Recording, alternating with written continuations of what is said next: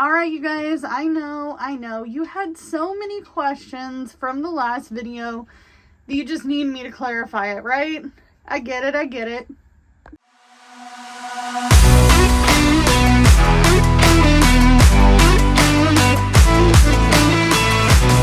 So, if they bought us out of this house today, would you start packing? Absolutely. I could fit our important stuff all inside the car, and then we just drive north. That's where we're going. Hey everybody, it's Amanda from Amanda's Budgets. I just wanted to come on here and answer a few of your questions. If we get interrupted in this video, I will continue on.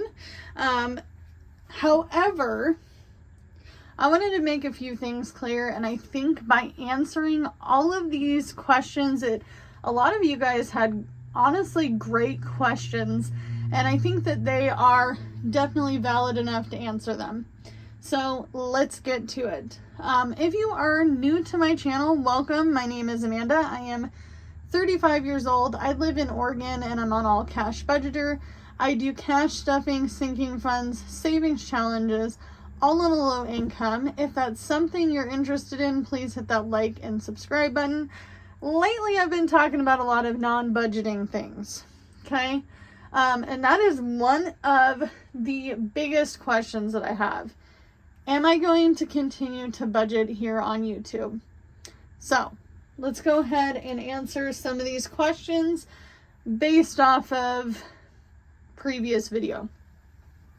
So, number one question everybody has been asking since all of this manufactured home debacle has happened, and I think it's really honestly a great question.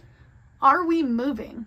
Are we looking to move anytime soon in the near future? So that is actually a two-part answer.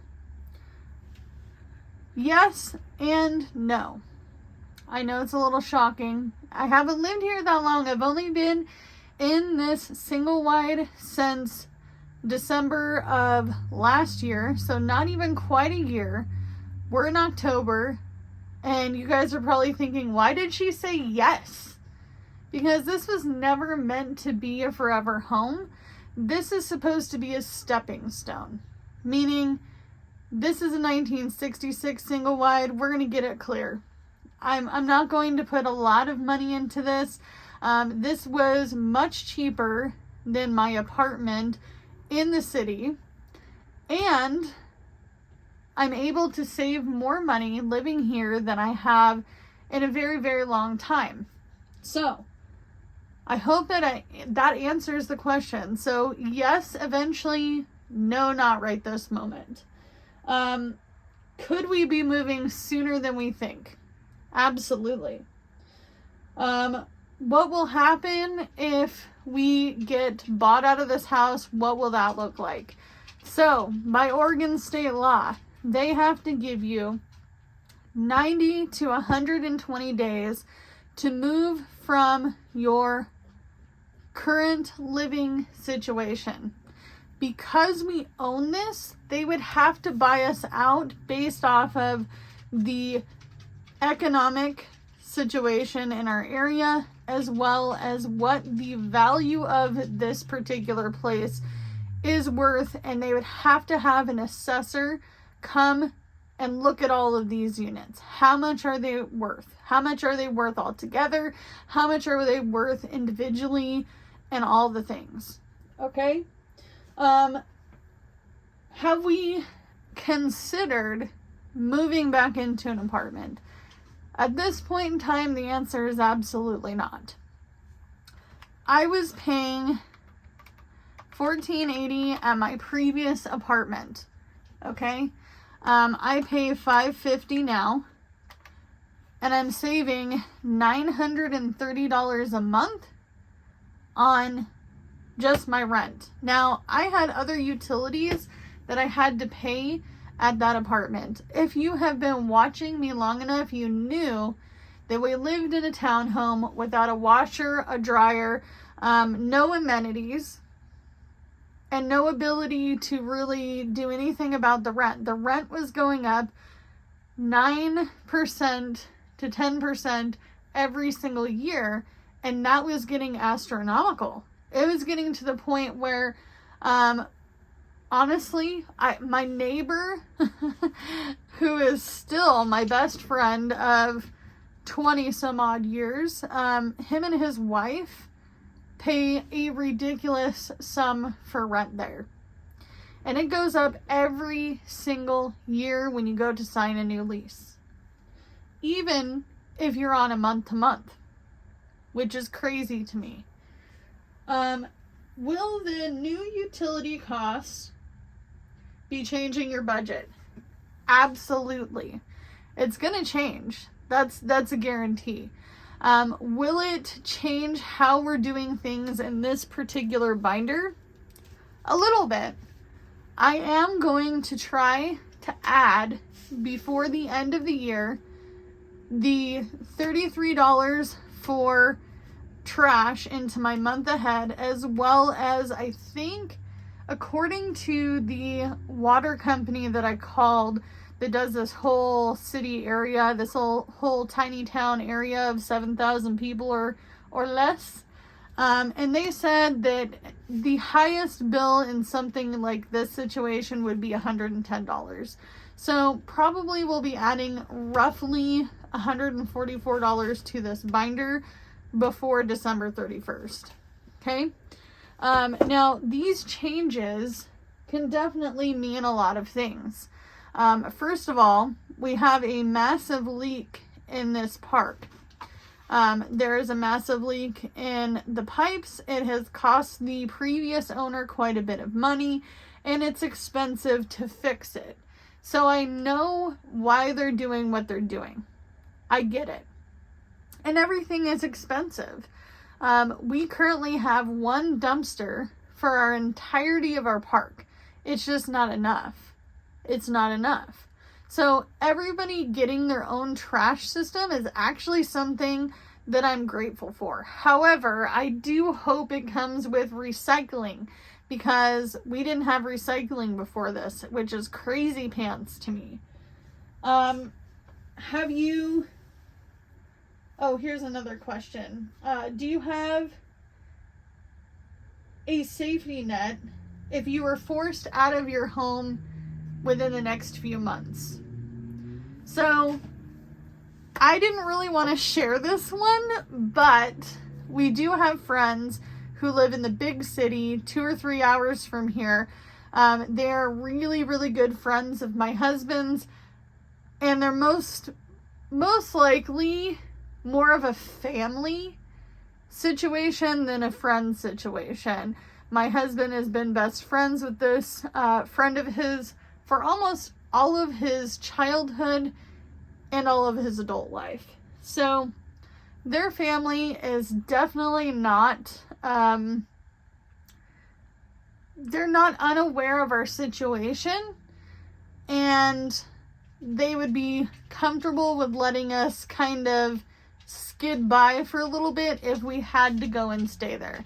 So the answer is, we are not going to be completely 100% homeless. It just would be how long is that safety net going to be? I have never really had a safety net with my family or friends, just because a lot of my friends are in the exact same position I am in, and my family either does not associate with me due to associations of other people, and if you get what I mean, I'm talking like mom and dad, so guilty by association of them, or I don't know them, never knew them, or they're also on the struggle bus like myself, and they don't have anywhere for themselves, let alone myself, my husband, and all the things that we come with, right? Are we nervous? Absolutely 100% nervous. That's why I have all of these binders. That's why I've been working so hard on filling this Hello Kitty jar over here. This is also why I've been really working hard on this one right here. These two jars have a lot more money in it than I think that they have in it, for sure. I can definitely tell you right now, I'm a lot more nervous than I let on to be. I will say this, I wish that there was just a straight up answer. What's going on? How much is a space rent going to be? What's going to go on with the pipe repair? What is going to go on with everything in this park from here onto the first few months of the year, right? I wish I had a crystal ball. I wish I was a fly on a wall. I wish I was a part of conversations that investors and folks have been talking about, I'm sure behind doors that I don't have access to. However, I'm not going to let nervousness, anxious, low self-esteem, or things that may get in my way to continue to make me nervous. Because realistically, I can only do what I can. I am one person. At the end of the day, I can only do so much. My husband, he's one person too. We can only do so much to prepare for disasters in life, right? Look at people who went through the hurricanes. Look at folks who have been displaced from their families, from their homes, people who have lost everything, people who are starting over. These are strong people. You can be just as strong. I know at the end of the day, I may seem like I have a lot of things put together, but I'm also still surviving just like the rest of you. So I'm not going to say one way or another what is exactly going to happen. I could what if it until the end of time. I could get so upset that I am losing sleep, that I can't eat, that I can't go to work, that I can't function, but that's not going to be what I'm going to do. I'm not going to lay down in this situation, put a blanket over my head, and pretend like nothing's happening. Sure, I'm not a millionaire. Sure, I am not rich in many, many forms of financial, but I am rich in many things. I have a wonderful husband. I have a wonderful 13-year-old son. I have a wonderful 9-year-old son.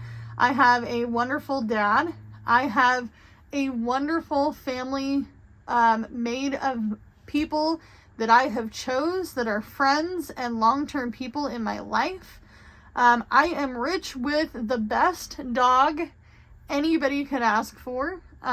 Miss Violet, who keeps coming in and out of this room because she knows I'm in here recording, so she's anxiously waiting for me to go and either feed her, give her a treat, or just noticed her existence, okay? I have some of the best people in my corner. And you know, the truth is I'm also the best person in my corner because I get to control how I react to actions and things that happen in my life, right?